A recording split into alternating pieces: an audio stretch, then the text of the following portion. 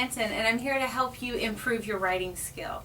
Now, writing is very personal. It differs from person to person. So these tips, some of them may work for you, some of them may not. So keep that in mind as you watch this video. The first thing that any writer can do to improve his or her skill is to read. And I know you hear that a lot from a lot of teachers, especially your reading teachers, but it's very, very true. And not just read, but read authors that you want to write like. When you read authors that you want to write like, you pick up ideas, you pick up vocabulary, you pick up tone, you pick up structure. So if you really want to work on improving your academic vocabulary, read academic articles. They're everywhere. You can go to the library, you can look on the internet, in JSTOR. Finding those types of articles and reading those articles repeatedly over and over again will help you as a writer pick up clues, pick up tips that other writers have already discovered, and when you add those back to your writing, you can see just how much your writing has improved. The second tip I have for you is journaling.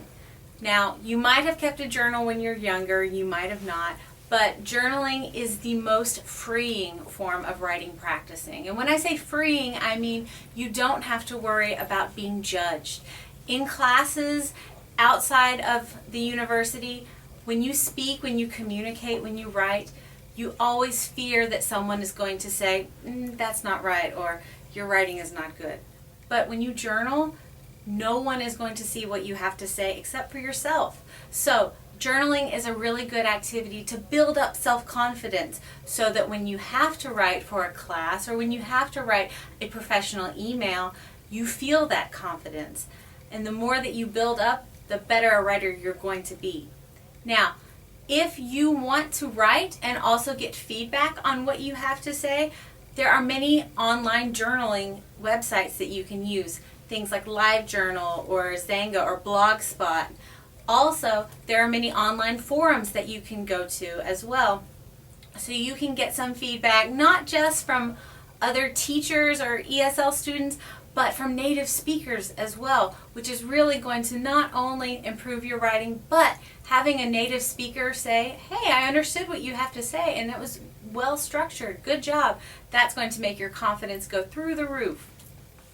So, in class, you've probably heard your teachers talk about writing in the internet, and usually it's not in a good way. We don't want to take ideas from the internet, but I also want you to realize that the internet has a great wealth of information and apps and useful websites that you can use to help improve your writing.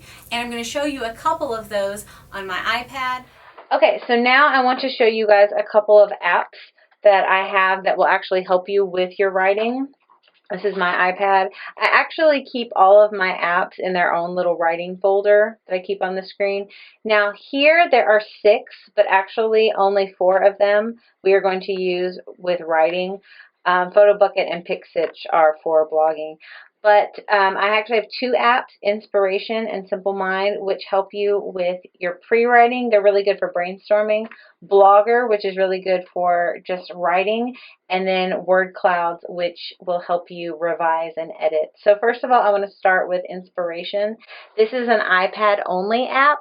So if you have an Android phone or an iPhone, this app will not work for you. But if you have an iPad, a big one or a small one, this app will work.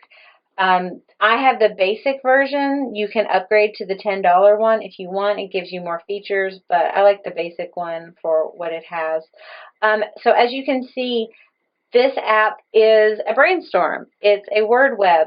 And what I really like about this is I'm a very visual person. And it has a lot of really cool visuals for people who think in pictures instead of words.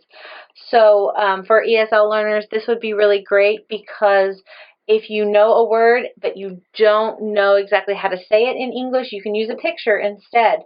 They have a large library that you can choose from. So you can also change colors, you can change shapes of your ideas. Here, as always, putting that topic in the center. What I like here is that when you want to add a new idea, you just click this button right here and it will pop up, and you can type in whatever you want. Like I can type in hi, click out, and then I can drag this wherever I want and reposition ideas as I want. So this is a really helpful app. You can even add alternative instructions that you want. You can trash things. So for those of you that really do like word webbing and mapping, this is a good app for you. The second app that I'm going to look at is Simple Mind. It is very similar to the Inspiration app, except this does work on Android platforms. So this works on Android as well as on your phone. So I have this on my phone actually, and it has the same function as the app that I showed you before. You can type in words, you can add more images, you can add different shapes, you can export these, you can save them to your desktop, you can email them to yourself. So I'm not going to walk you through this one because it has the same function and you use the same commands for this one as you do the other app, but it works in a similar way to Inspiration. It is just available for everyone, not just iPad users like Inspiration Maps. The third app that I'm going to talk about is Blogger. Blogger is a free online blogging tool for anyone who wants to practice free writing or writing in a diary. Now, what I like about Blogger is it is absolutely free to sign up. All you need is your email address, your name, and you can create your own kind of blog. But for ESL learners, making a blog private is really important because I know that it's hard to develop that confidence that comes with writing. So this way you can privatize your entries, you can publicize your entries, it's up to you. But you can make your blogs as dynamic and interesting and fun as you want. If you want to use this as just an app to practice writing, this app works for you. If you want to use this for other reasons, you can use that as well. Okay, so the third app that I want to talk to you about is called Word Clouds. Word Clouds is a really good app if you need to revise and change your vocabulary, change the rhythm of your words.